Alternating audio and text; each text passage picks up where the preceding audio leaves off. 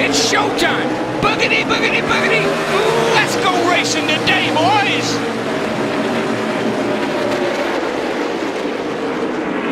Even to turn 2. And this is a choke point. The field accordions here, and they still look like they're on a pace lap. Well, this is what I've been waiting for all weekend long to see what's going to happen as we see William Byron takes the lead from Kyle Larson coming up over the top of the hill at 3A. But right here, here's that new section. I've been waiting to see, can you run side by side through this section and for how long? Yeah, I think you can initially, Jeff. There's not a lot of dirt and gravel out in the outer through there. And I think as this race wears on, that's going to get more and more difficult. Down the hill into the carousel. Off to the drag strip. And Mike, that is huge down there. It's huge uphill, and it's also huge down. And here's what you don't realize. They're going uphill to turn 7. There's a little incline going up to turn 7. And you can really get deep into the braking zone there. It's going to heat up those brakes a lot, but you can make some great passes there. Yeah, I think Still turn 7, side by side, by the way, through 7. I think turn 7 is a really, really great passing zone because it's wide. You can mess up, you go a little high, go a little low.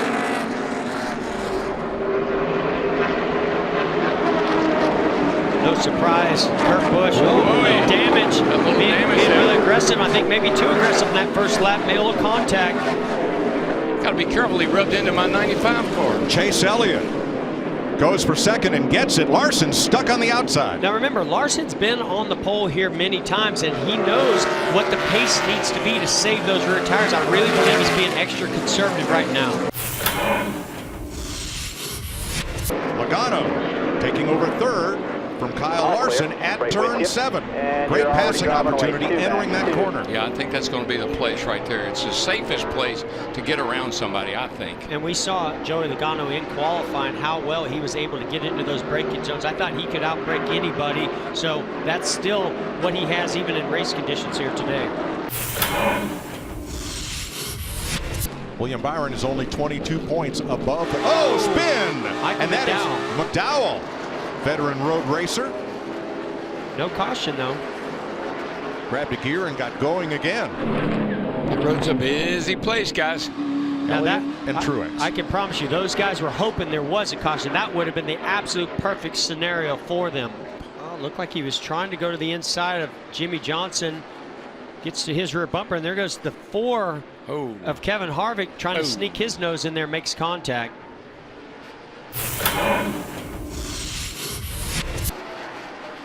Stage 1, William Byron in a Hendrick Chevrolet comes across the line to pick up his first stage win. And the first laps he's ever led on a road course. And that was in dominating fashion, too. I'm going to see if I can rip me a car like that. I like that car. It'll be Chase Elliott, Martin Truex, Ryan Blaney, Kyle Busch, Clint Boyer, Matt DiBenedetto, Stenhouse, Kozlowski, Newman, and Kurt Busch, the top 10. Hendrick Motorsports has led every lap today so far. We'll get a little testy here at the top of this hill. Let's see what Truex can do. Chase Elliott runs wide in turn 1. Yep, open the door. That's why you really question, if you're the leader, which lane do you want to choose? Because what's the inside quickly turns to the outside. Great shot right here. The car's through 3, 3A, and downhill. And this is such a short little chute here to turn 4. And man, you got to be on your game right here, or you'll run off the track on that outside. Boy, Chase Elliott putting a lot of pressure on Martin Truex Jr. Didn't like that he lost that lead. Newman real loose off of 4. They're going to be side by side all the way through the carousel and up to 7. Mike, as we started stage 2, Boyer asked the team, did they get all the wheels tight? The changers nodded affirmative, but once we were back to green, Boyer said, I've got a bad vibration. There's the right rear wheel that came off that 14 car. You can see the holes are oblong, meaning that they were indeed loose. That was pretty serious. Those holes were walled out big time. So now what becomes Boyer's strategy? He's still on the lead lap. Play here, man. Safe tires, safe fuels, or go like hell, or what we need to do. I tell them to go like hell. Make sure we don't lose much more time so we can pit with 3 to go again. Tough on Eric Almirola, who's around. Goes right back on. You know what I tell him? You need to fix the car. I ain't turning on no air conditioner. I'd say, hey, go get another battery. That's right. Almirola went off at turn 3A. That's that right-hander with a blind exit.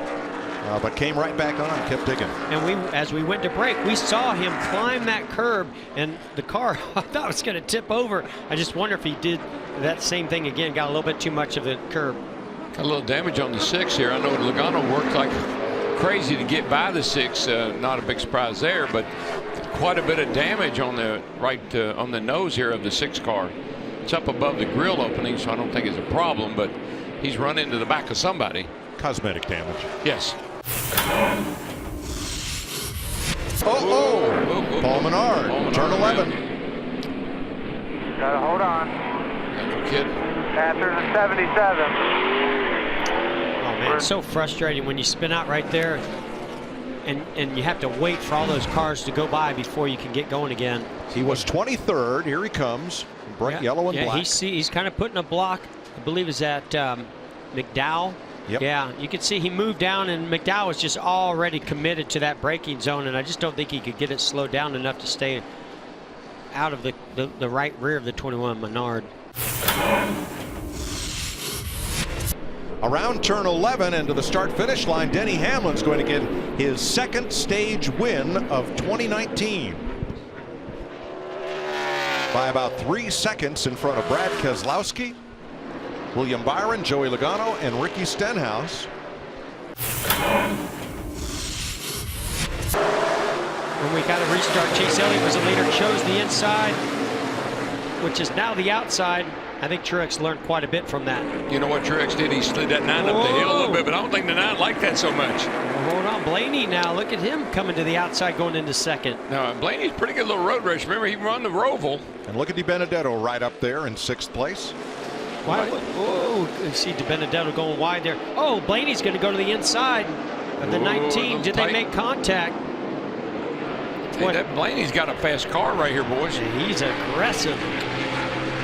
I'm just impressed with that 12 car, because all of a sudden he showed up here and he's got a car that's as fast about anybody out there. Yeah, some great strategy play by Jeremy Bolins, that crew chief for Ryan Blaney. They came in a lap earlier than these other leaders, and that really paid off for them. He left the door open, and here comes Chase.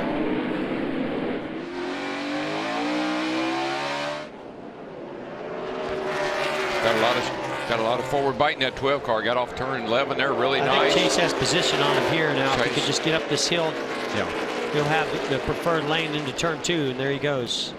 I think that guy right there in that 18 car, he's the one they better watch out for. I agree. I agree. I think the 18 at the end of that run, that last run, he was the fastest race car. If he can get up there to his teammate Mart Truex Jr., he's got something for him. You didn't want to be side by side coming up and over the hill at 3A, but here is Suarez. Daniel Suarez shows the nose to the 18. Well, and that guy you were just talking about, he's nosing it in there. about to put the fender or the bumper to the 9 car, yeah. Chase Elliott. What they used to say about O'Don Biederman up here in Canada. Yep. So you got to watch Biederman. He'll put the bumper to you. Man, did you see how far into that corner the 18 of Kyle Busch drove? So late into the braking zone. Look at the nose. Are you believing that? Is that from the 12 car? I don't know. I didn't see him make that much contact. No, I didn't either. He smashed that M&M. That thing has got a lot of damage. That's a candy shell right there. Baby. Melts on your bumper, not in your hand. 40 to go. I like it. He's still got 2.5 seconds to go to catch Martin Truex, though. Truex, like William Byron in the first stage, has been pretty faultless. And it's just pit strategy that's kept him from being in the lead more than 22 laps. He's led the most laps so far. Ryan Preece goes around in turn 11. We had a lot of damage to the right rear. I'm not sure what happened. I don't know if there was some contact or not. Coming down here into turn 11 under heavy braking. Stenhouse looks to the inside. Oops. For a hole that was not there. And you know, it's so hard for these spotters to see that section. I'm not saying that's what happened there, but I mean, when a car dives in that late, you got to know that bump. If he's there with his bumper, you got to give him that information. And I just don't know if Ryan Preece knew that Ricky Stenhouse Jr. was making that late move. Adam Stevens told Kyle Busch that with 3-lap fresher tires, they think, looking at the numbers, that they would reach the 19 car with about 9 or 10 laps to go. About 3 laps ago, Adam Reed did the math and told Kyle that we are way ahead of schedule on catching Truex. Pace yourself. Going to turn 11, looking back for Martin Truex at a closing Kyle Busch. It's going to be interesting as these laps wind down here with 10 to go.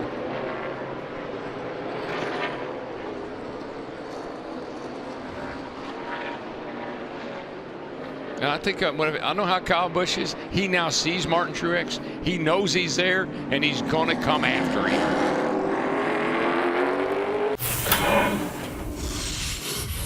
Oh no, side by side. They're going to get side by in front of the leaders. That's the last thing Martin Truex Jr. wants to see. This could be bad news for Martin. Oh yeah, this is going to hurt him a lot right here through 3. And now go to the top of the hill, 3A. Watch that 18 really close in. There he is. But, you know, it's Ty Dillon and Kyle Busch. Got to get around these guys too. Yeah, Kyle, what he needs to do is get by him going into the carousel, make kind of a late break here. Not going to happen. Nope. If the 13 gives him room, perfect. That actually helped Kyle Busch. That wasn't a bad move on the 13. He got out of the way. Now Martin's got to negotiate. Who is that with the 34 Michael up there? McDowell, yes. McDowell. And he's going to catch him right at turn 7. And remember what I mentioned. If you don't get by this car coming into those S's, now you're behind him all the way to turn 11. And McDowell may fight to stay on the lead lap. We'll see here. No, he's got to race. That's his job. It's his job is to. Well, you know what? I would like for him to run as hard as he can so that he won't hold me up. And then I can get him down there in turn 11. But this is getting interesting, guys. Coming to 5 to go. This could be a cluster buster down here at turn 11.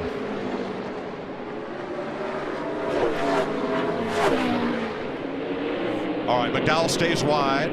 Now the question is, will he let our second place runner Kyle Busch get by? Oh, it's going to be so important for Kyle to make a clean pass on the 34 McDowell. Well, this is going to help Martin a bunch right here. Yeah, that was perfect timing for. Look at that gap. Look at that gap how it opened up. Just that one. That's 19 car's been so good in turn 11 all day long. The only last lap pass at Sonoma for the win so far. 1991, when Larry Mack's driver Davey Allison passed Ricky Rudd for the win.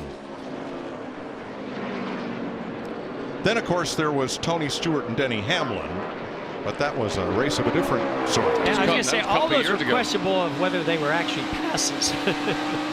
Look at Martin. He looks back, said, I think I got this.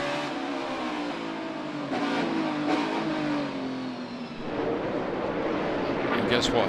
There it is. I think he's got it too. Wow, 6 car lengths in the middle of turn 11, and it might as well be 6 miles. Around the final corner to the checkered flag, Martin Truex Jr. Way to go, baby. Way to go. Hell yeah, that's just an impossible to do. You are the man. Hell yeah, baby. Here comes Kyle up beside you, bud. There you go. I hadn't heard Clayton all day long. He taking a nap up there. It's Clayton Hughes, a spotter. 23rd career victory for Truex. He won at Charlotte in May. 4th win of the year. And it's his 4th season with at least 4 wins. As Ryan Blaney crosses the line in 3rd. Matt DiBenedetto in 4th, and Denny Hamlin rounds out the top 5. Hey Motorsports fans, thanks for watching. Make sure you hit subscribe before you go for all the latest news and highlights across motorsports.